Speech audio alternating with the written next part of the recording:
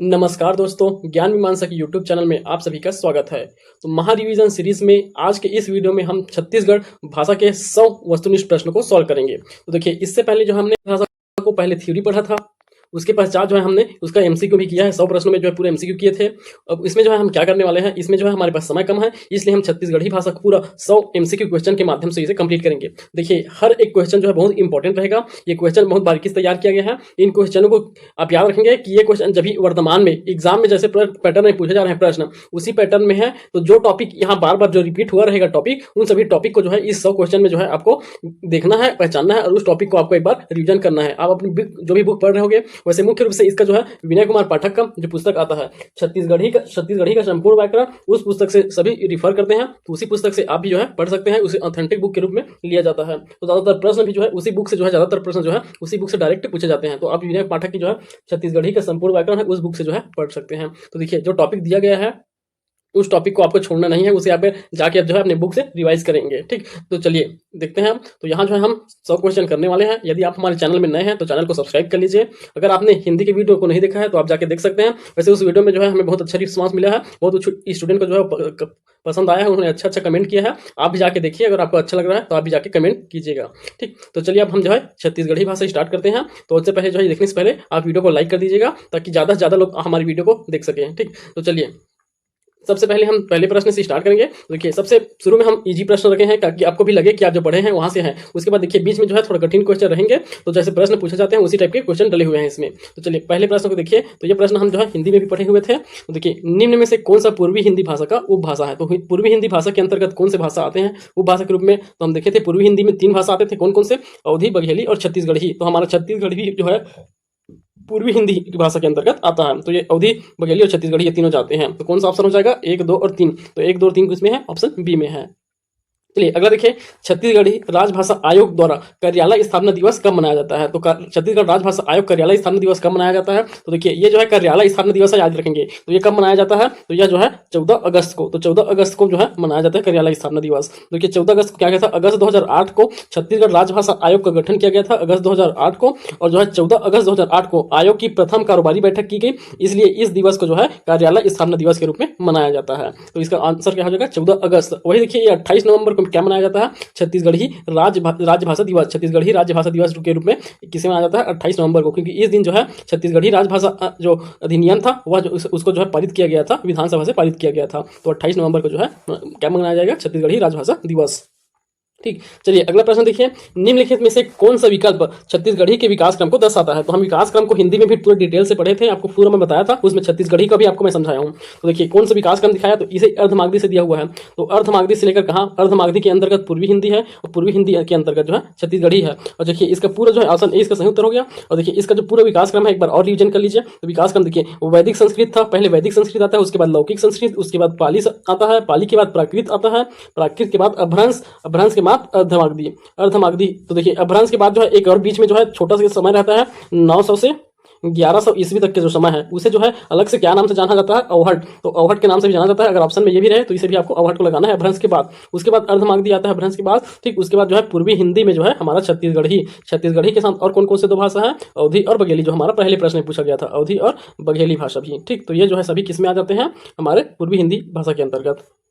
चलिए अब अगला देखिए, छत्तीसगढ़ी भाषा कौन सी लिपि में लिखी जाती है? तो देखिए छत्तीसगढ़ी भाषा भी जो है हिंदी की तरह देवनागरी लिपि में लिखी जाती है। तो जो मुख्य रूप से जो हमारे भारत की जो भाषाएं हैं, जो हमारे हिंदी क्षेत्र के अंतर्गत आने वाली जो भाषाएं हैं, वो सभी जो है किसमें? देवनागरी लिपि में मुख्य रूप से लिखी जाती है। और देवनागरी का जो है विकास कहाँ से हुआ है? ब्राह्मी लिपि से देवनागरी का विकास हुआ है। और खरोष्ठी की एक ऐसा लिपि है जो है उल्टा लिखा जाता है। जैसे हम बाकी देवनागरी लिपि में क्या लिखते हैं, यहाँ छत्तीसगढ़ी भाषा कौन सी लिपि में लिखी गई है ऐसा पढ़ रहे हैं। तो हम कहाँ से पढ़ रहे हैं? यहाँ हम जो है लेफ्ट से राइट पढ़ रहे हैं। तो ये लेफ्ट से राइट पढ़ रहे हैं। वही खरोष्ठी लिपि जो है इस तरफ से लिखा जाता है। तो ये जाति को पहले लिखेंगे ऐसे, उसके बाद फिर जो है ऐसे। तो ये जो है राइट से लेफ्ट लिखा जाता है, राइट टू लेफ्ट। हमारा जो नॉर्मल है उसे जो है लेफ्ट टू राइट लिखा जाता है। ठीक, तो इस प्रकार जो है याद रखेंगे इसे।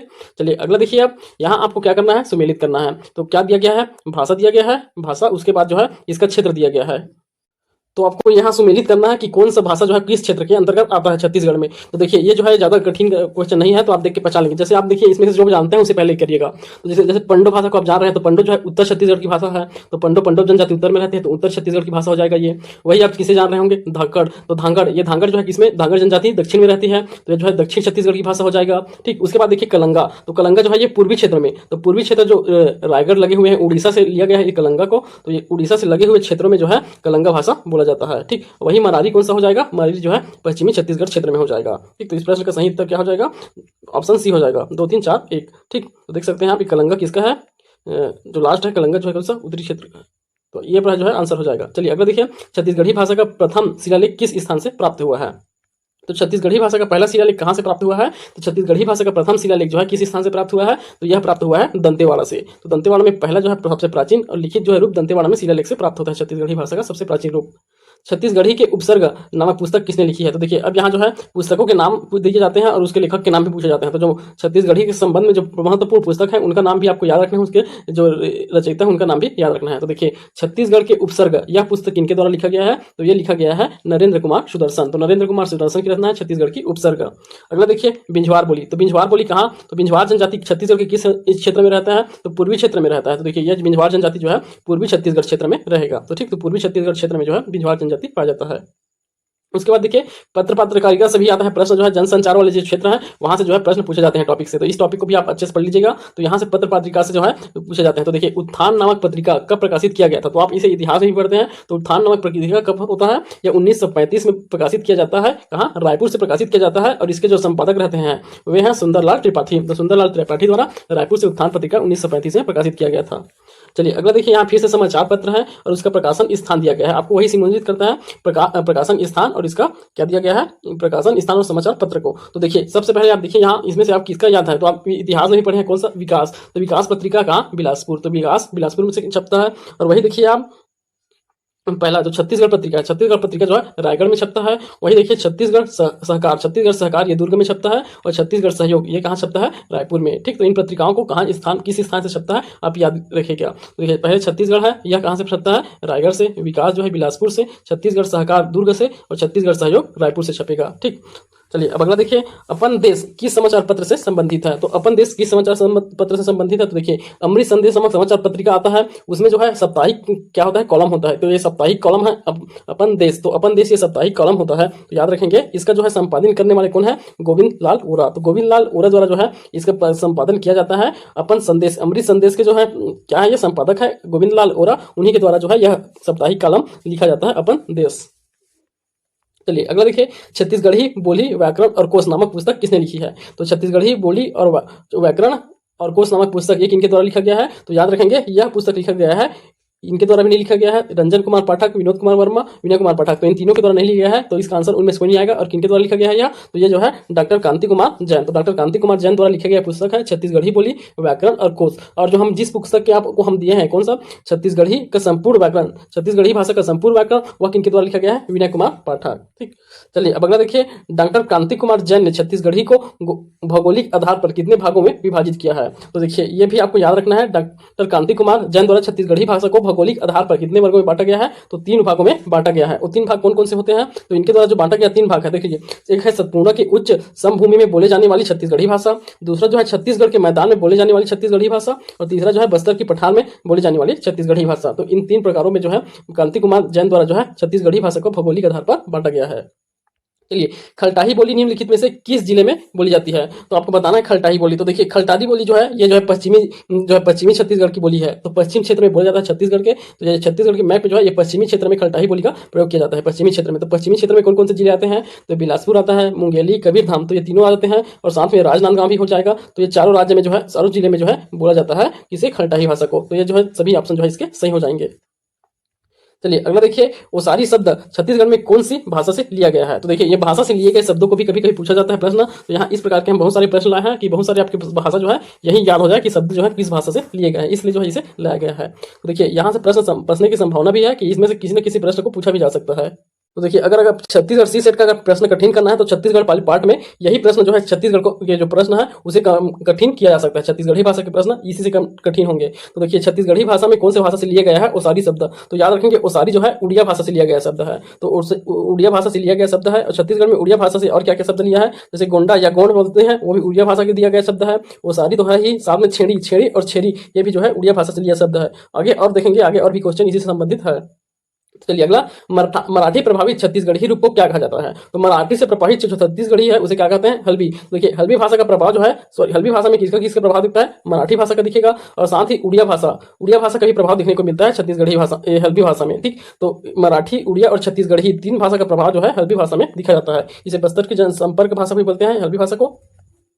अगला देखिए, निम्नलिखित में से कौन सी बोली द्रविड़ भाषा परिवार में शामिल नहीं है, तो कौन सी बोली द्रविड़ भाषा परिवार में शामिल नहीं बताना है आपको। तो ये आप जनजाति वाले पार्ट में भी पढ़े होंगे। अब आप जब छत्तीसगढ़ी भाषा पढ़ते हैं वहां भी पढ़ते होंगे कि जो है भाषाओं को जो है तीन वर्गों में बांटा जाता है, आर्य भाषा परिवार, मुंडा भाषा परिवार और द्रविड़ भाषा परिवार। तो छत्तीसगढ़ का जो मुख्य रूप से जो दक्षिण में जो रहते हैं भाषा, दक्षिण क्षेत्र के, वो सभी भाषा जो है द्रविड़ भाषा के अंतर्गत आते हैं। उसके जो है एक अपवाद है। तो देखिए यहाँ क्या पूछा गया है, द्रविड़ भाषा परिवार की भाषा नहीं है। तो देखिए परजी द्रविड़ भाषा परिवार का है, दोरली भी द्रविड़ का है। तो ये आपको दिख रहा है, तो ये परजा और दोरला जनजाति दक्षिण में है, तो ये दोनों है ही। और साथ में जब हम पढ़े जनजाति तो मैं आपको बताया था कि दो जो है इसके उपवाद है। तो एक उराव जो है उत्तर की जनजाति है, उत्तर छत्तीसगढ़ की जनजाति है सरगुजा की, परंतु यह कौन से भाषा परिवार के, द्रविड़ भाषा परिवार में आता है। तो ये हम पहले याद किए थे। ठीक, तो ये जो है द्रविड़ भाषा परिवार में हो जाएगा। और एक बताया था कि जो दक्षिण का है वो उत्तर में आता है, तो ये गद्वा जनजाति। तो ये गद्वा जनजाति जो है दक्षिण में निवास करते हैं, परंतु यह जो है जो किसमें आते हैं, उत्तर भाषा की, अर्थात उत्तर में कौन सा, उत्तर में मुंडा भाषा परिवार रहता है। तो मुंडा भाषा परिवार में आता है ये गद्वा जनजाति। ठीक, तो ये जो है क्या हो जाएगा इसका आंसर गद्वा, क्योंकि नहीं पूछा गया है। तो गद्वा कौन सा है, मुंडा भाषा परिवार की बोली है।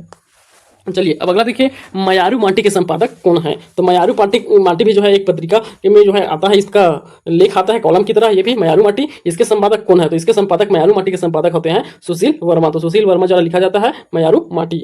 चलिए अगर देखिए, प्राचीन काल में छत्तीसगढ़ी बोली को कहाँ कहा जाता था, तो प्राचीन काल में जो है छत्तीसगढ़ी बोली को क्या कहा जाता था, तो रामायण काल में भी पढ़े होंगे आप, कोसली। तो कोसली जो है कहा जाता है छत्तीसगढ़ी भाषा को, क्योंकि छत्तीसगढ़ को कोसल कहा जाता था और कोसल में जो बोलने जाने वाली भाषा है उसे जो है कोसली कहा जाता था। ठीक, अगला देखिए, छत्तीसगढ़ी भाषा के विकास में योगदान के लिए विभिन्न साहित्यकारों को सम्मानित करने के उद्देश्य से किस वर्ष छत्तीसगढ़ी राजभाषा द्वारा सम्मान दिया जाता है। तो देखिए छत्तीसगढ़ी भाषा के लिए जो है सम्मान भी दिया जा रहा है, प्रतिवर्ष अब दिया जाता है, इस वर्ष भी दिया गया था। ठीक, तो लगभग जो है कितने लोगों को दिया गया था कमेंट करके बताइएगा, हम करेंट अफेयर में पढ़े भी थे। ठीक, तो देखिए यहाँ 2012 लिखे है, 2013, 2015, तो इनमें से कोई भी नहीं होगा, क्योंकि जो है यह साहित्य में क्षेत्र में जो है सम्मान कब से दिया जा रहा है, तो यह जो है 2010 से दिया जा रहा है। तो 2010 से जो है सम्मान दिया जा रहा है। तो याद रखेंगे कब से दिया जा रहा है, 2010 से। चलिए अब अगर देखिए सूची 1 को सूची 2 से मिलाना है आपको। सूची 1 में दिया गया है छत्तीसगढ़ी राजभाषा आयोग के प्रांतीय सम्मेलन, और दूसरा दिया गया है आयोजन। तो कहाँ कहाँ आयोजन स्थान है उसे याद रखना है। याद रखिए प्रथम, द्वितीय, तृतीय और पंचम का दिया गया है। अभी तक के 5 ही बार जो है इसका सम्मेलन हुआ है छत्तीसगढ़ी राजभाषा आयोग का। तो देखिए पहला जो है कहाँ हुआ था, तो पहला जो है हुआ था कहाँ हुआ था, या पहला जो कहाँ हुआ था, भिलाई में। तो पहला जो है भिलाई में हुआ था। और वही देखिए दूसरा वाला कहाँ होगा, तो दूसरा वाला हुआ था हमारे बिलासपुर में। तो दूसरा कहाँ हुआ था, हमारे बिलासपुर में। और तीसरा कौन सा है, तो तीसरा है बी वाला। तो बी वाला कहाँ हुआ है, तो देखिए ए वाला तीसरा वाला जो है बिलासपुर में हुआ है। सॉरी, एक मिनट ना, चलिए देखिए एक बार फिर से देखिए छत्तीसगढ़ी राजभाषा का सम्मेलन जो है अभी तक के हुआ है टोटल 6 बार। तो टोटल 6 बार हुआ है अभी तक के, जिसमें पहला वाला तो जो प्रथम वाला जो बैठक है वह हुआ था भिलाई में। अब कब हुआ था, 2013 में हुआ था, याद रखेंगे 2013 में हुआ था। और उसके बाद देखिए दूसरा, तो दूसरा वाला कब हुआ, कहाँ हुआ है, तो दूसरा वाला हुआ है रायपुर, हमारे छत्तीसगढ़ की राजधानी रायपुर में हुआ है दूसरा वाला। अब ये कब हुआ था, अगले साल 2014 में। तो प्रतिवर्ष जो है पहले हुआ करता था इसका प्रांतीय सम्मेलन हुआ करता था। तो दूसरा वाला हुआ है रायपुर में। और वही देखिए तीसरा, तो तीसरा वाला कहाँ हुआ है, तो तीसरा वाला हुआ है हमारे बिलासपुर में। तो ये जो है बिलासपुर में हुआ है तीसरा वाला। और ये कब हुआ था, 2015 में हुआ था। तो प्रत्येक वर्ष हुआ करता था, 2018 तक कंटिन्यू हुआ है। ठीक, उसके बाद फिर बंद हुआ था क्योंकि उनके अध्यक्ष जो है उसके बाद नहीं बने हैं। देखिए तीसरा वाला कहाँ हो गया, ये 2018 में हुआ था बिलासपुर में। वही देखिए इस ऑप्शन में चौथा नहीं दिया है, तो चौथा का भी याद रख लीजिए आप। तो चौथा वाला कहाँ हुआ था, कोरबा में हुआ था। ठीक, तो कोरबा में हुआ था चौथा वाला। कब, 2016 में होगा। वही देखिए पांचवा वाला, तो पांचवा वाला कहाँ होगा, तो पांचवा ये राजिम में हुआ था। पांचवा वाला 2017 में होगा। अब ये 2017 में हुआ था राजिम वाला। और वही फिर 2018 में जो अंतिम हुआ है छठवां वाला, तो छठवां वाला को भी याद रखेंगे, ये हुआ है बेमेतरा में। ठीक, बेमेतरा में हुआ था, जो अंतिम हुआ था छठवां वाला वह जो है बेमेतरा में हुआ है। तो ये आप 6 को याद रखेंगे सम्मेलन को। ठीक, अब उसके बाद चलिए आगे बढ़ते हैं इसके। चलिए, निम्नलिखित में से कौन सी बोली केंद्रीय छत्तीसगढ़ी में शामिल नहीं है? तो इसमें से कौन सा बोली केंद्रीय छत्तीसगढ़ी में नहीं है? तो केंद्रीय छत्तीसगढ़ी में कौन कौन सा आता है? तो देखिए इसमें जो है कौन कौन सा शामिल नहीं पूछा गया है। तो इसमें खैरागढ़ी शामिल नहीं है, तो ये पश्चिमी वाले में आता है। देखिए रायपुरी शामिल रहता है, कांकेरी शामिल रहता है और बिलासपुरी। तो बिलासपुरी छत्तीसगढ़ी हो गया, बिलासपुरी, रायपुरी, कांकेरी, ये सभी जो है किसमें शामिल है? केंद्रीय छत्तीसगढ़ी भाषा में शामिल है। खैरागढ़ी किसमें आता है? पश्चिमी छत्तीसगढ़ी भाषा में आता है। चलिए अगला देखिए, पंडित लोचन प्रसाद पांडे द्वारा एक grammar of Chhattisgarhi dialect of Hindi किस वर्ष लिखा गया है? तो यह रचना किनका भी पूछा गया तो आप याद रखेंगे, पंडित लोचन प्रसाद पांडे जी का रचना है एक grammar of Chhattisgarhi dialect of Hindi. तो यह रचना कब किया गया था? लोचन प्रसाद पांडे जी द्वारा। तो यह जो है 1921 में जो है इनके द्वारा लिखा गया था। ठीक, उसके बाद देखिए लोकाक्षर। तो लोकाक्षर बहुत बार पूछा गया है। तो लोकाक्षर नामक छत्तीसगढ़ी पत्रिका के संपादक कौन है? तो ये छत्तीसगढ़ी पत्रिका है लोकाक्षर, इसके संपादक है नंद किशोर तिवारी। तो नंद किशोर तिवारी जी जो है इसके संपादक है। अगला प्रश्न है, प्रकट शब्द के लिए छत्तीसगढ़ी में क्या उपयोग करते हैं? तो देखिए छत्तीसगढ़ी भाषा के शब्द को जो है अर्थ इसका कई बार पूछा जाता है। जो हिंदी की भाषा रहता है उसका छत्तीसगढ़ी अर्थ क्या निकलता है, या जो छत्तीसगढ़ी की भाषा है उसका हिंदी अर्थ क्या होता है, ये कई बार पूछा जाता है। बहुत सारे प्रश्न पूछे जाते हैं। देखिए यहाँ प्रकट का बताना है। प्रकट हिंदी का शब्द है, इसका छत्तीसगढ़ी रूप क्या होता है? प्रगट। तो प्रकट को हम क्या कहते हैं छत्तीसगढ़ी में? प्रगट कहते हैं। ठीक, तो इसका ऑप्शन ए इसका सही उत्तर होगा। अगला देखिए, छत्तीसगढ़ी राजभाषा आयोग के अध्यक्ष को अन्य उनके कार्यकाल के अनुसार क्रम से जमाइए। तो यहाँ अध्यक्षों का कार्यकाल बनाना है आपको। तो चलिए अध्यक्ष के कार्यकाल, तो सबसे पहले अध्यक्ष सबको पता होगा श्यामलाल चतुर्वेदी थे। तो श्यामलाल चतुर्वेदी कब से कब तक थे? तो ये जो है 2008 से लेकर के जो है 11 तक जो है पहले रहते हैं श्यामलाल चतुर्वेदी। उसके बाद दूसरे रहते हैं दानेश्वर शर्मा। तो दानेश्वर शर्मा का कार्यकाल कब से रहता है? 2011 से लेकर के ये जो है 13 तक रहते हैं। 2011 से लेकर के 13 तक रहेंगे। उसके बाद कौन रहते हैं? विनय कुमार पाठक। तो विनय कुमार पाठक 2016 में बनते हैं। 2016 से लेकर के 2018 तक के 2016 से लेकर के 2018 तक के ये जो है क्या रहेंगे? अध्यक्ष। तो ये 3 अध्यक्ष बस हुए हैं अभी तक के। ठीक, तो आप इन तीनों को याद रखेंगे। तो इनका सही क्रम क्या हो जाएगा? पहले 2 आ जाएगा, 2, उसके बाद फिर 1, उसके बाद फिर 3। ठीक, तो इस प्रकार कौन से ऑप्शन में दिया गया है? बी में। चलिए अगला देखिए, हिंदी के शब्द शेषनाग का छत्तीसगढ़ी में रूपांतरण क्या होगा? तो देखिए शेषनाग शब्द है हिंदी का है, उसे छत्तीसगढ़ी क्या होगा? तो देखिए हम छत्तीसगढ़ी भाषा में ये 2 प्रकार के स का प्रयोग करते ही नहीं है। ये दोनों स का प्रयोग ही नहीं करते हैं। हम छत्तीसगढ़ी में सिर्फ एक स का प्रयोग करते हैं। तो इसी के आधार पर आप इसका आंसर लगा लेंगे। तो देखिए इसमें भी इस प्रकार का स है, तो ये नहीं हो सकता है। इसमें भी इस प्रकार का स है और इसमें ये प्रकार स है। तो ये तीनों तो नहीं हो सकते। तो कौन सा? यही बस होगा शेषनाग।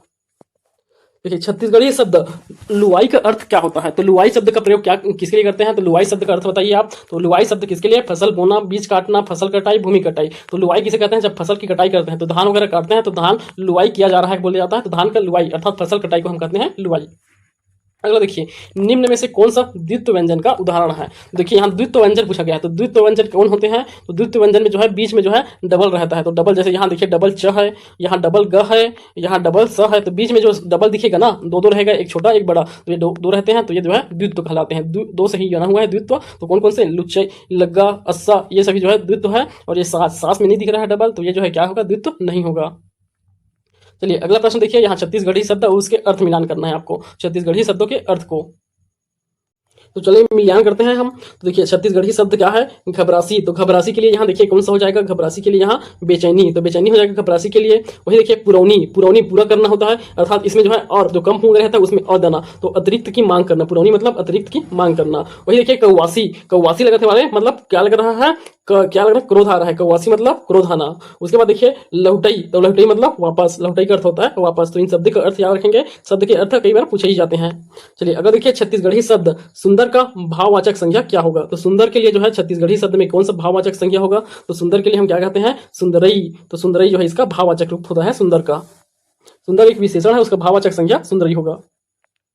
चलिए अगला देखिए, फसल काटने के पश्चात व्यवस्थित तरीके से रखा गया धान के पौधे का ढेर को क्या कहते हैं? तो फसल काटने के पश्चात जो धान के पौधे को ढेर को व्यवस्थित रखा जाता है उसे क्या कहा जाता है? जवारा, पैरावट, खरही, जूरी। तो नहीं, ये क्या कहा जाता है? खरही कहा जाता है। ठीक, जवारा तो क्या होता है? जो छोटे छोटे बियो रहते हैं पूजा के लिए, हरे हरे पौधे होते हैं। ठीक, तो ये कटाई नहीं हुआ रहता है, इसका पौधे रहते हैं छोटे छोटे, उसे जवारा पूजा के लिए बोया जाता है मुख्य रूप से। और पैरावट क्या होता है? इसका कटाई करने के। तो यहाँ क्या किया गया है? फसल का काटने किया गया है, उसके बाद मिसाई करने के बाद फसल का जो मिसाई हो जाता है उसके बाद जो बचता है तो वो पैरा रहता है। धान निकालने के बाद उसमें से वो जो बच जाता है वो पैरा रहता है, उसे पशुओं को खिलाने में काम आता है। ठीक, तो ये होता है। तो खरही क्या है? या फसल काटने के पास व्यवस्थित जो ढंग से रखा जाता है धान के पौधों को, उसे खरही कहते हैं। ठीक, तो धान को गांज के जो रखा जाता है उसे। चलिए अगला देखिए, छत्तीसगढ़ी शब्द मस्कूर का अर्थ क्या है? तो मस्कूर शब्द छत्तीसगढ़ी है, इसका अर्थ क्या होता है? तो मसूड़ा को। तो मसूड़ा को छत्तीसगढ़ी में हम मस्कूर कहते हैं, मसूड़ा को। चलिए अगला देखिए, छत्तीसगढ़ी शब्द और हिंदी अर्थ का आपको मिलान करना है। तो चलिए इसमें जो है उंगलियों के नाम दिए गए हैं, छत्तीसगढ़ी शब्द में उंगलियों के नाम दिए गए हैं, उसको आप हिंदी के नामों से मिलान करना है। तो यहाँ देखिए पहला है क्या दिया है, छीनी अंगरी। तो छीनी अंगरी को हम क्या कहते हैं, कनिष्ठा कहते हैं। छीनी अंगली को कनिष्ठा। वही माई अंगरी, तो माई अंगरी को हम क्या कहते हैं, तो माई अंगरी को हम मध्यमा कहते हैं। माई अंगरी को मध्यमा। मुंदरी अंगरी को अनामिका कहते हैं। और इशारा करी उंगली, तो इशारा करी उंगली को क्या कहते हैं, तर्जनी। तर्जनी कहते हैं इशारा करी उंगली को। तो इस प्रकार आप याद रखेंगे, छीनी उंगली, कनिष्ठा को छीनी उंगली, और मध्यम को माई अंगरी, और अनामिका को मुंदरी अंगरी, और तर्जनी को क्या कहा जाता है, इशारा करिया अंगरी कहा जाता है। चलिए छत्तीसगढ़ी वाक्य, मैं यार चोर ला साधु समझ ले हूं। तो मैं यार चोर ला साधु समझ ले हूं, तो यह जो है कौन सा, इसमें क्या लगा हुआ है, कारक का प्रयोग किया गया है, ये बताना है। तो आप देखिए जैसे हम हिंदी में पढ़े हुए थे कारक, उसी प्रकार जो है छत्तीसगढ़ी का कारक भी उसी प्रकार होता है। तो देखिए इसमें कारक के रूप में जो है, उसमें 8 प्रकार के कारक थे, इसमें भी छत्तीसगढ़ी में भी 8 प्रकार के कारक होंगे। तो इसमें जो छत्तीसगढ़ी में कौन कौन से कारक विभक्तियों का प्रयोग किया जाता है, आप इसे भी याद कर लीजिए। देखिए जैसे हम लोग हिंदी में किए थे, उसी प्रकार इसमें भी करेंगे। देखिए कर्ता के लिए क्या हो जाएगा, कर्ता, कर्ता के लिए प्रयोग किया जाता है हा, कर्ता हा या हर, कर्ता हा या हर हो जाता है। वही देखिए कर्म के लिए क्या रहता है, ला, ला या का, ला या का का प्रयोग करेंगे। उसके बाद देखिए करण के लिए, तो करण के लिए कौन सा प्रयोग किया जाता है, करण ला से या ले, से ले, और यहाँ के द्वारा भी प्रयोग करते थे, तो के द्वारा या से ले, ये सब इसके लिए करण के लिए। उसके बाद कौन सा आता है, संप्रदान। संप्रदान का देखिए, संप्रदान के लिए कौन सा प्रयोग करते हैं, तो संप्रदान के लिए हम प्रयोग करते हैं का के भी प्रयोग करते हैं, बर भी प्रयोग करते हैं, उसके अलावा जो है ला भी प्रयोग करते हैं, और छत्तीसगढ़ी में खातिर भी प्रयोग करते हैं इसके लिए। ठीक, तो ये जो है सभी संप्रदान के लिए प्रयोग किया जाता है। तो ये 4 हो गया, आप 4 को देख लीजिए। उसके बाद अगला 4 देखिए, तो संप्रदान हो गया था। उसके बाद देखिए कौन सा आता है, अपादान। तो अपादान के लिए हम क्या प्रयोग करते हैं, अपादान के लिए हम जो है क्या प्रयोग करेंगे, से प्रयोग करते हैं या फिर ले प्रयोग करते हैं। ये किसको दर्शाता है, हमेशा अलगाव में, जो हम करण के लिए प्रयोग करते थे वही सब प्रयोग करते हैं, बस इसमें क्या अलगाव दिखाया जाता है, पृथक्करण दिखाया जाता है अपादान में। उसके बाद अपादान के पश्चात क्या होता है, संबंध। तो संबंध बताने के लिए हम किसका प्रयोग करेंगे, के। तो के का प्रयोग करते हैं संबंध के लिए छत्तीसगढ़ी में के का।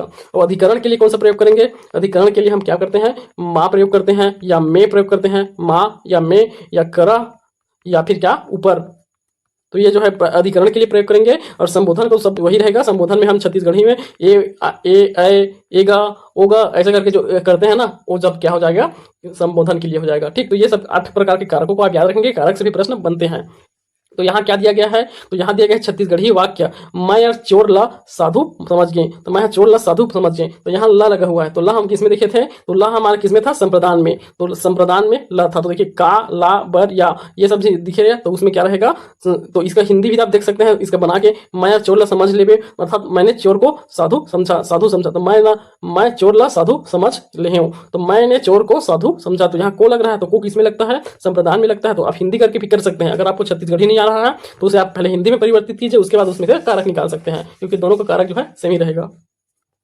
अब अगला देखिए, यहाँ जो है स्त्रीलिंग और पुल्लिंग से संबंधित प्रश्न है। तो यहाँ भी छत्तीसगढ़ी ही पढ़े थे, स्त्रीलिंग पुल्लिंग। अब यहाँ देखिए छत्तीसगढ़ी में और हिंदी में क्या अंतर रहता है, यहाँ जो है जो लिंग है उसको जो है कितने प्रकार के होते हैं, तो यहाँ 3 प्रकार के हो जाएंगे छत्तीसगढ़ी में। तो जो स्त्रीलिंग होते हैं, पुल्लिंग होते हैं, उसके अलावा जो है यहाँ उभयलिंग हो जाता है। तो उभयलिंग भी हो जाता है। उभयलिंग किसके लिए, जो कॉमन होता है, स्त्री और पुरुष दोनों के लिए जो कॉमन शब्द प्रयोग किए जाते हैं, उन शब्दों को उभयलिंग में लगते हैं। ठीक, तो चलिए यहाँ देखिए सपरहीन, सपरहीन का पुल्लिंग शब्द क्या होगा, ये सपरहीन जो है एक स्त्रीलिंग शब्द है, इसका जो है पुल्लिंग शब्द आपको बताना है। तो सपरहीन किसका स्त्रीलिंग है, तो ये जो है सपरिहा, सपरिहा का क्या है, ये स्त्रीलिंग है। ठीक, तो सपरिहा का अर्थ क्या होता है, सपरिहा का अर्थ होता है सहकर्मी पुरुष। तो सहकर्मी को सपरिहा कहते हैं, और वही जो है सपरहीन, ये जो है सहकर्मी स्त्री होता है।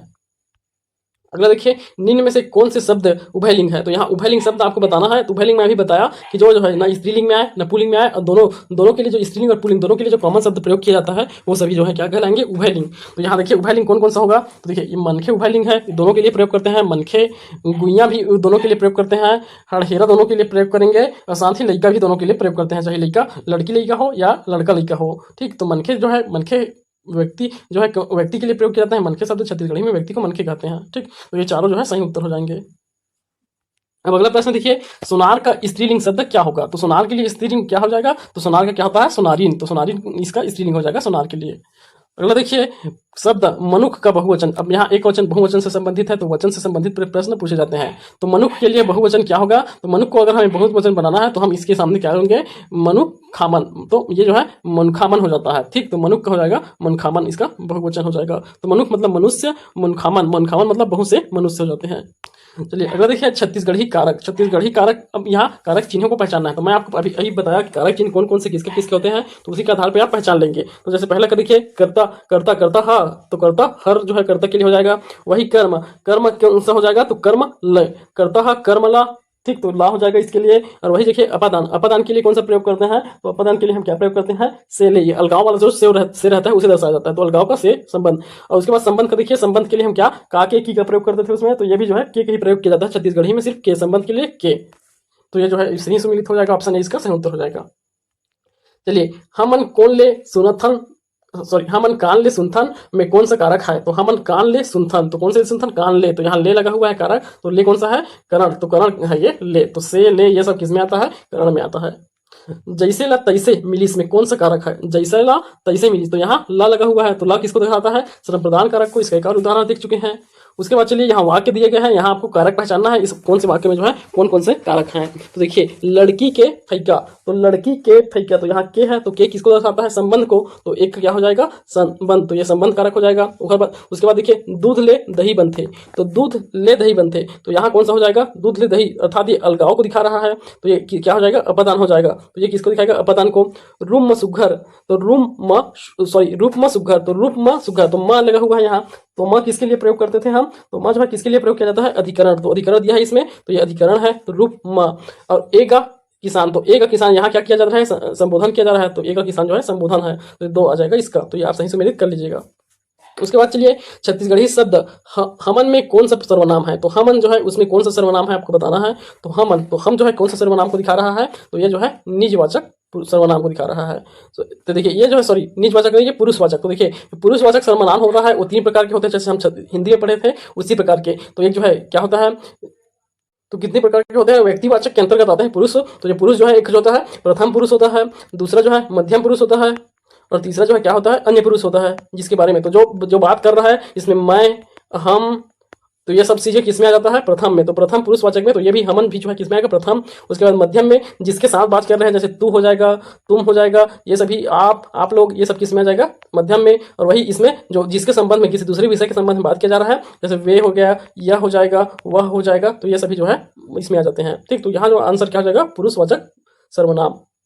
चलिए अगला देखिए छत्तीसगढ़ी शब्द चटरू का अर्थ क्या होता है। तो चटरू शब्द जो है किसके लिए प्रयोग करते हैं, तो चटरू शब्द जो है क्या है, इसका अर्थ क्या होता है, तो इसका अर्थ होता है बातूनी। तो जो बात ज्यादा बोलने वाले होते हैं उसे जो है चटरू या चुटरू बोलते हैं, चटरू या चुटरू भी बोलते हैं, ठीक। तो चटरू शब्द बोला जाता है जो ज्यादा बातूनी होते हैं उनके लिए।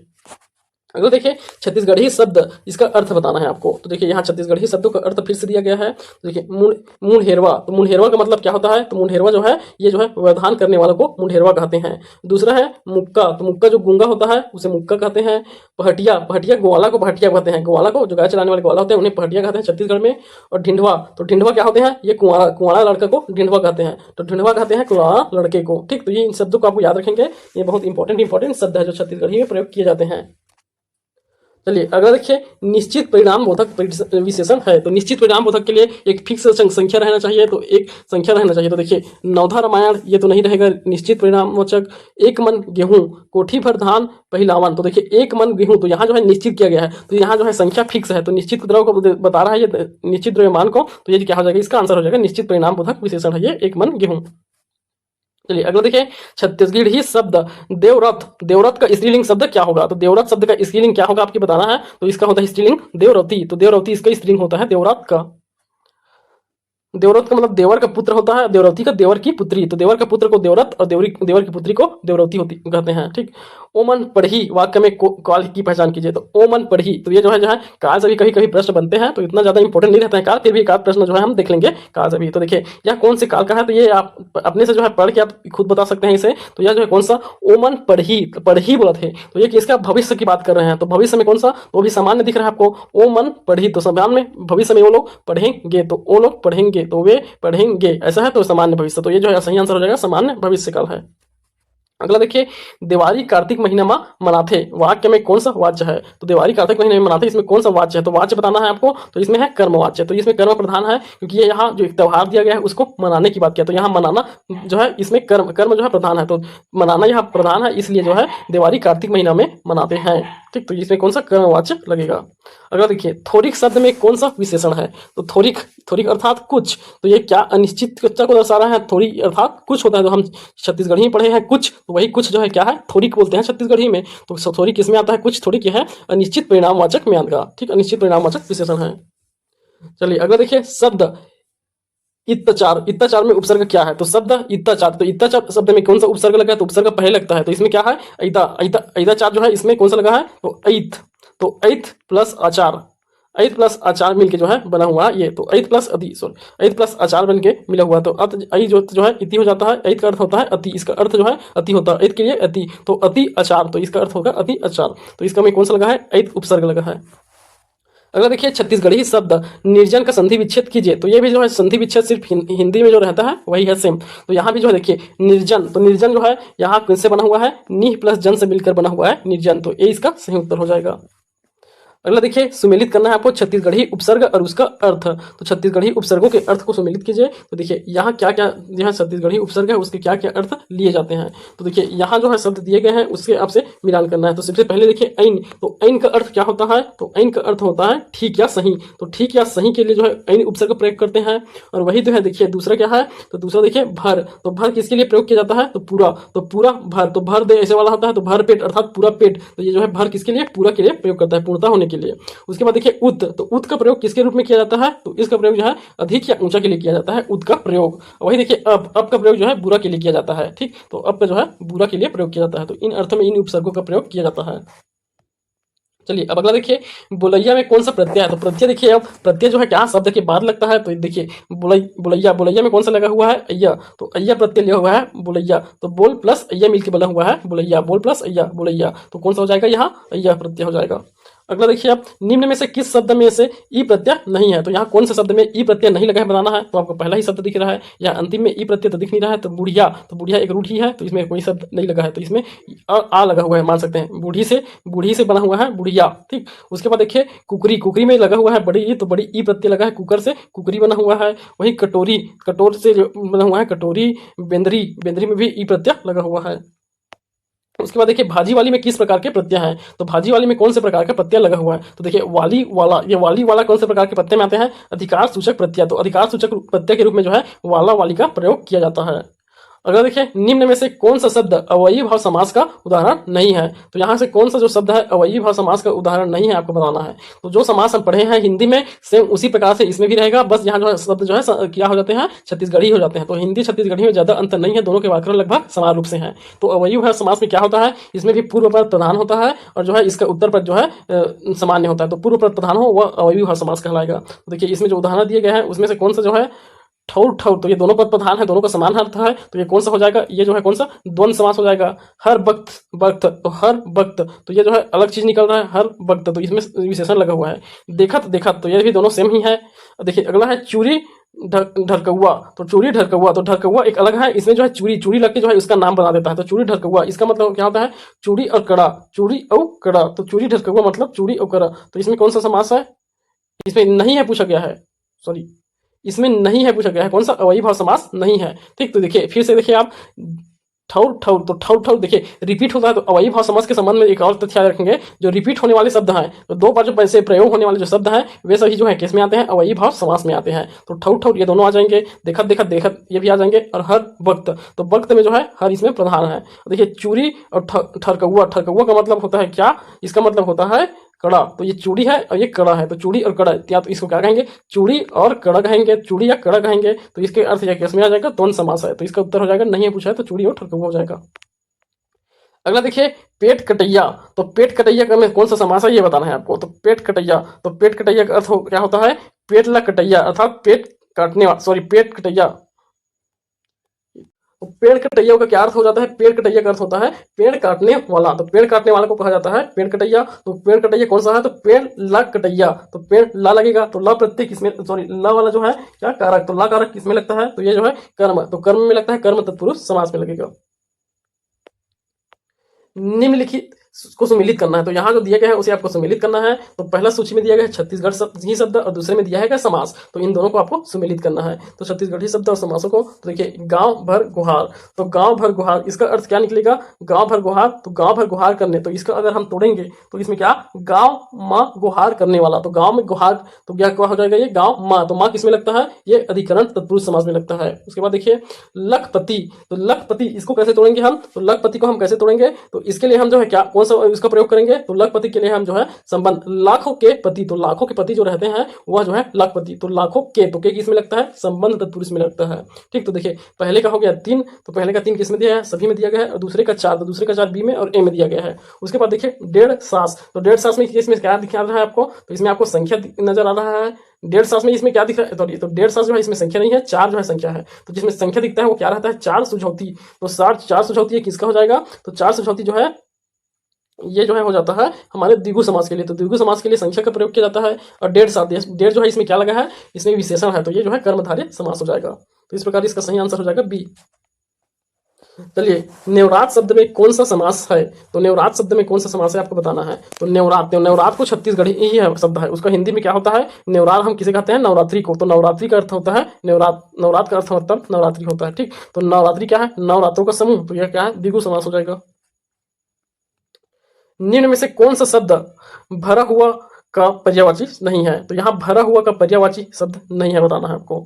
तो भरा हुआ का पर्यायवाची शब्द नहीं है, तो कौन सा हो जाएगा इसका हो जाएगा आने आने, तो आने आने। देखिए टिप टिप, तो ये भाई सिंग सिंग, खसा खसा खस, तो ये जो है सभी जो है किसका, भरा हुआ का पर्यायवाची है। और आने आने ये जो है इसका मतलब होता है भिन्न भिन्न। अगला देखिए रहरा का पर्यायवाची क्या होगा, तो ररहा का पर्यायवाची क्या होता है, तो इसका पर्यायवाची होता है लालची, ररहा लालची। थप्पड़ का पर्यायवाची निम्न में से कौन सा होगा, तो थप्पड़ के लिए पर्यायवाची कौन सा होता है, तो थप्पड़ हम किन्हें बोलते हैं, थपरा, तो थपरा जो रहता है उसे जो है छत्तीसगढ़ी में थप्पड़ कहते हैं, थप्पड़ को थप्पड़। वही देखिए ये भरका है, भरका के लिए है गड्ढा, भरका का अर्थ होता है गड्ढा। और उसके अलावा भी बाकी शब्द है उसका भी देख लीजिए। थोथवा का होता है मंद बुद्धि, और गरियार का होता है आलसी। मंद बुद्धि थोथवा का, और गरियार के लिए आलसी शब्द, और भरका के लिए गड्ढा। जैसन शब्द में किस प्रकार का क्रिया विशेषण है, तो जैसन शब्द में कौन से प्रकार का विशेषण है, देखिए जैसन, तो जैसन में कौन सा रहेगा, तो ये किस चीज को दिखा रहा है, तो ये जो है रीति को दिखा रहा है, तो किस प्रकार का है उस रीति को दिखा रहा है। अगर उसमें कुछ समय लिखा रहे तो वो काल कहलाता है, और उसमें जो अवधि दिया रहे एक समय के अनुसार जो है अवधि 1 माह 2 माह ऐसे अवधि दिया रहे, 1 सप्ताह तो अवधिवाचक रहेगा, और स्थान किसी स्थान के बारे में बात रहे तो स्थानवाचक रहेगा। यहाँ रीति जैसन, जैसे कि ये, जैसे कि वो बोलते हैं, तो ये जैसन क्या है, एक रीति को दर्शा रहा है। चलिए यहाँ शब्द दिए गए हैं, उसके क्रिया विशेषण दिए गए हैं, तो इन शब्दों को जो है आपको क्रिया विशेषण के आधार पर जो है मिलान करना है। तो देखिए इसका जो है जुन, तो जुन जो है क्या है, तो काल बिंदुवाचक क्रिया है, तो ये जो है काल को जुन माह को दर्शा रहा है, तो ये काल बिंदुवाचक क्रिया विशेषण है। बेर बेर, तो बेर बेर किसको, क्रम को दर्शाता है, तो क्रमवाचक है। तो बेर एक बेर ये करते हैं, एक बेर वो करते हैं, तो ये क्या है, क्रम को दर्शा रहा है। ओती, तो एती ओती ये सब किसको, दिशा को दर्शाता है। एती जाना है, ओती जाना है, तो दिशा है ये। जतकी, तो जतकी जो है प्रणाम, इतकी उतकी जतकी ये सब परिणामवाचक होते हैं। चलिए अब वहां देखिए, जी हाँ पहली खेती रहीस वहाँ घर बन गए, तो जब जी हाँ पहली खेती रहीस वहाँ घर बन गए में कौन से क्रिया विशेषण का प्रयोग किया गया है, तो यहाँ कौन से, तो देखिए जी हाँ पहली खेती रही से वहाँ अब घर बन गए, तो देखिए जी हाँ और यहाँ कनेक्ट कर रहे हैं, तो संयोजक, तो यहाँ संयोजन बन रहा है, तो संयोजक क्रिया विशेषण लगा हुआ है। तो जी हाँ वहाँ जैसे तैसे ऐसे वैसे, तो ये सब जो है किसके लिए आता है, संयोजक क्रिया विशेषण के रूप में। परम ओजस्वी, तो परम ओजस्वी का संधि विच्छेद क्या हो जाएगा, परम प्लस ओजस्वी से बना हुआ है ये, तो इसका परम ओजस्वी हो जाएगा। वृद्धि स्वर संधि होंगे ये। उसके बाद देखिए तीन सिया का समास आपको बताना है, तो तीन सिया कौन से समास में आएंगे, तो तीन सियार जो है तीन सियार के बारे में पूछ रहा है, तो ये संख्या बता रहा है, तो द्विगु समास में आएगा संख्या वाला। तीन सियार का अर्थ होता है 3 गांव की सीमाओं पर संलग्न स्थल को 3 सियार कहते हैं, तो 3 गांव से लगा हुआ स्थल को 3 सियार कहते हैं, तो इसका अर्थ भी आप याद रखेंगे।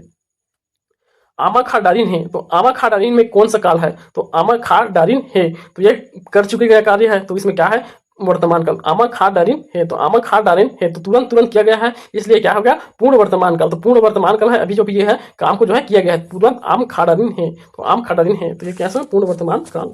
तो कालों का अगर प्रश्न आता है तो आप उसका शब्द प्रयोग करके देखिएगा, उसके बाद उसका कौन सा काल में निकल रहा है उसका अर्थ, उसके आधार पर आप आंसर लेंगे। अगले देखिए निम्न में से अनेक शब्दों के लिए एक शब्द बताइए।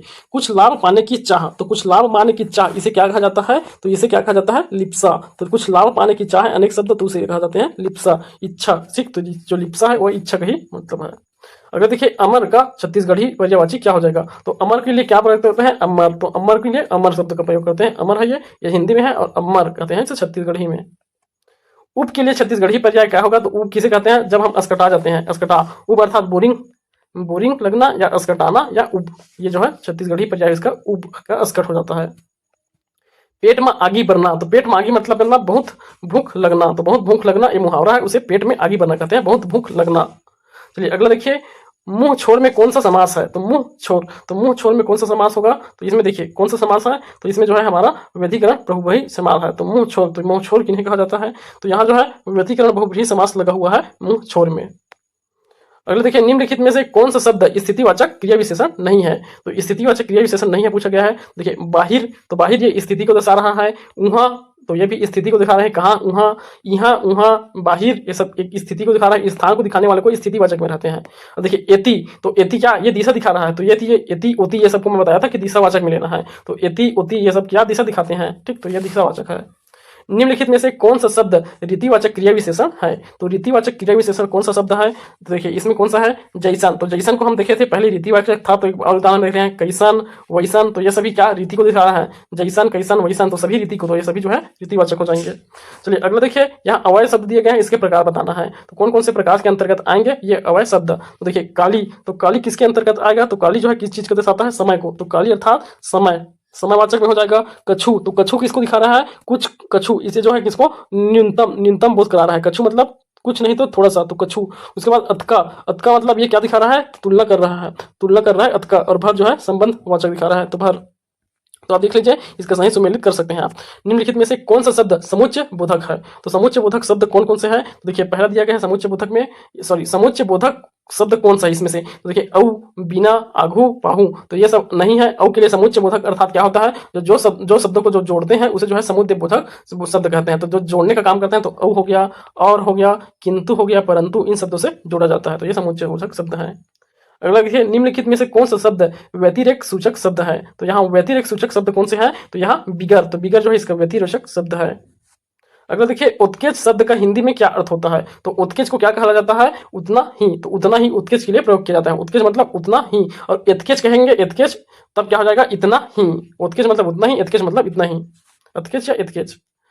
चलिए अब लोग देखिए, घर भीतरी कौन है, तो घर भीतरी कौन है, इस वाक्य में भीतरी क्या है, तो इसमें भीतरी क्या है, घर भीतरी कौन है, तो इसमें क्या है भीतरी, तो भीतरी जो है संबंध बोधक है, तो संबंध घर और कौन के बीच में संबंध दिखा रहा है, तो भीतरी क्या है, संबंध बोधक शब्द है।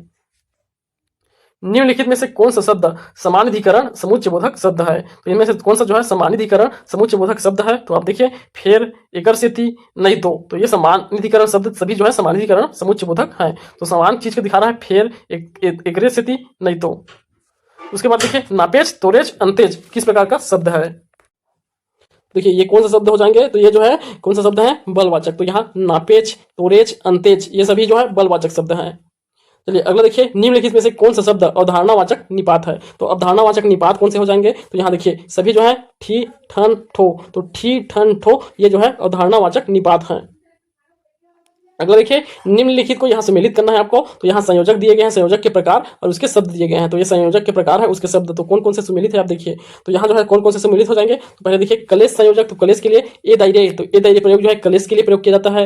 विस्मय संयोजन, तो विस्मय के लिए जो है जो विस्मय आदि बोधक शब्द रहेंगे वे, तो इसमें क्या हो जाएगा बबरे, तो ये जो है विस्मय संयोजक के लिए प्रयोग किया जाता है छत्तीसगढ़ी शब्द में। उसके बाद देखिए स्वीकारोक्तिक संयोजन, तो स्वीकार करने के लिए, तो हो हाँ बोलते हैं, तो वही जो है क्या है स्वीकार कर रहे हैं, तो हो। उसके बाद हर्षबोधक संयोजक, तो हर्षबोधक वाह, तो वाह जो है क्या है हर्षबोधक संयोजक है, तो ये सभी जो विस्मयादि बोधक होते हैं उसके प्रकार के अंतर्गत आते हैं ये सभी। चलिए अगला देखिए, ओछा पानी का अर्थ क्या होता है, तो छत्तीसगढ़ी शब्द में ओछा पानी प्रयोग करते हैं, ये क्या होता है, तो ये जो है क्या होता है, तो ये दवा युक्त पेय पदार्थ होता है, तो दवा युक्त पेय पदार्थ होता है ओछा पानी। मुख्य रूप से जो है जो गर्भ होने के पश्चात जो है महिलाओं के बच्चे होने के पश्चात जो है उन्हें खिलाया जाता है, ओछा पानी पिलाया जाता है, तो यही जो है दवा युक्त पेय पदार्थ होता है। चलिए अगला देखिए, नरियान का क्या अर्थ होता है, तो नरियान का अर्थ क्या होता है, तो नरियान का अर्थ होता है क्या, तो नरियाना मतलब जोर से चिल्लाना होता है, नरियाना मतलब जोर से चिल्लाना, तो नरियाना जोर से चिल्लाना होता है। और वैसे देखिए लहुआ लेन, लहुआ लेन इसका अर्थ क्या होता है, तो लहुआ लेन का अर्थ होता है जल्दी मचाना, तो लहुआ लेन तो इसका मतलब है जल्दी मचाना। करा गिरत है, तो करा गिरत है का अर्थ क्या होता है, तो करा कब गिरता है, तो करा जो है ओले बरसत है, तो ओले बरसत है इसका नॉर्मल अर्थ होता है, तो ओले को ही क्या बोलते हैं छत्तीसगढ़ी में करा, और गिरत है को बरस रहा है, तो ओले बरस रहे हैं। बेंगचा शब्द किस भाषा से लिया गया है? तो यहाँ देखिए फिर से भाषा वाला आ गया। तो बेंगचा शब्द, तो बेंगचा शब्द उड़िया भाषा से लिया गया है। उड़िया भाषा के और भी शब्द देखे थे, उसमें एयर भी ऐड कर लीजिएगा। बेंगचा जो है उड़िया भाषा का शब्द है। अगले देखिए यहाँ छत्तीसगढ़ी शब्द दिए गए हैं। अब आपको यहाँ स्रोत कौन कौन से भाषा से लिए गए हैं छत्तीसगढ़ी शब्द, आपको उसे सम्मिलित करना है। तो देखिए यहाँ कौन कौन से शब्द हैं। तो देखिए पहले है खाल्हे। तो खाल्हे, ये खाल्हे शब्द जो है कहाँ से लिया गया है, आप इसे नोट करके रखेंगे। तो खाल्हे शब्द कहाँ से लिया गया है? तो ये जो है मराठी भाषा लिखा गया है खाल्हे शब्द। वैसे कोठिया, तो कोठिया शब्द जो है, कोड़िया शब्द, ये कहाँ से लिया गया है? ये बंगाली भाषा लिया गया है कोड़िया। वही देखिए चुंद शब्द कहाँ से लिया गया है? तो ये लिया गया है हमारे नेपाली से। तो नेपाली से चुंद, और अलकर शब्द जो है संथाली से लिया गया है। तो ये छत्तीसगढ़ी शब्द को इन बोलियों से लिया गया है। अगर देखिए यहाँ छत्तीसगढ़ी शब्द संथाली से आया हुआ है, तो कौन सा शब्द जो है संथाली से आया हुआ है? तो इनमें से जो है अस्कट, खोजरी, खोरवा, अस्कट, खोजरी, खोरवा, ये सभी शब्द जो है कहाँ से? संथाली शब्द से आया हुआ है। अस्कट को हम देखे थे ऊपर ही। चलिए अगला देखिए, निम्नलिखित में से कौन सा छत्तीसगढ़ी शब्द मुंडा भाषा में से नहीं आया हुआ है? तो मुंडा भाषा परिवार का शब्द नहीं आया हुआ है इसमें से। देखिए कौन सा शब्द है यहाँ? केरा शब्द, मरीच शब्द, कोंदा शब्द, ये सभी जो है मुंडा भाषा परिवार के शब्द है। और ये चोंगी शब्द जो है संथाली भाषा के शब्द है। तो चोंगी जो है संथाली भाषा का शब्द है। छत्तीसगढ़ी शब्द खुमरी किस भाषा से आया हुआ है? तो छत्तीसगढ़ी शब्द खुमरी यह जो है कौन सी भाषा से आया हुआ है? तो ये गोड़ी भाषा का शब्द है खुमरी, गोड़ी भाषा का शब्द है खुमरी। अगला देखिए, निम्नलिखित में से कौन सा शब्द छत्तीसगढ़ी परजी से आया हुआ है? तो परजी भाषा से कौन सा आया हुआ है? तो ये जो है कौन सा है? रन भन जो है परजी भाषा का शब्द है। अगर देखिए यहाँ देशज शब्द दिए गए हैं, अब उसका अर्थ बताना है आपको। तो यहाँ छत्तीसगढ़ी शब्दों का जो है आपको अर्थ बताना है। तो देखिए उड़रिया, तो उड़हरिया शब्द इसका मतलब होता है प्रेम पलायन। तो प्रेम पलायन विवाह होता है, जो भाग की शादी करते हैं उन्हें कहते हैं उड़हरिया विवाह। तो उसी का प्रकार है। तो उड़हरिया का अर्थ होता है प्रेम पलायन।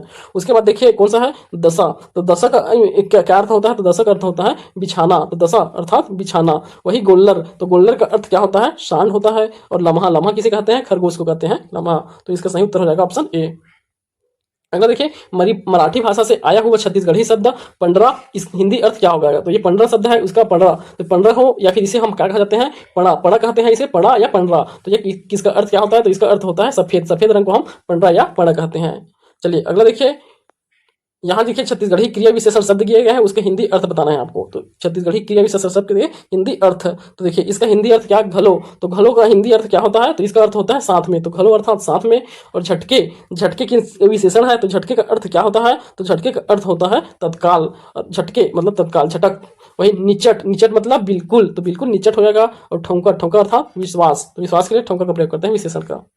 चलिए अब अगला देखिए, ये लास्ट प्रश्न है आज का। तो इसका देखिए यहाँ पूछा गया है स्थिति बोधक। तो स्थिति बोधक क्रिया विशेषण क्या है? तो इसमें स्थिति बोधक कौन सा दर्शा रहा है? असगई और लट्ठा, ये सभी जो है स्थिति को दर्शा रहे हैं। तो ये दोनों जो है स्थिति बोधक शब्द है। और डेरी जो है क्या हो जाएगा? डेरी जो है दिशा। तो डेरी जो है लेफ्ट, डेरी मतलब लेफ्ट होता है। तो लेफ्ट दिशा, तो दिशा को दर्शा रहा है। तो ये जो है दिशावाचक हो जाएगा। लट्ठा, असगई, ये दोनों जो है क्या है? स्थिति बोधक शब्द है। ठीक, तो चलिए ये हमारा 100 क्वेश्चन में जो है हमारा छत्तीसगढ़ी भाषा का 100 MCQ हो गया। इसे आप देखिएगा और जो है आपका अच्छे से तैयारी, जो टॉपिक यहाँ रिपीट हुए उन टॉपिक को आप जो है एक बार रिवाइज कर लीजिएगा, ताकि आपका क्वालिफाई हो जाए। ठीक, बाकी जो है आप शब्दों में प्रयोग करके अर्थों को बना सकते हैं।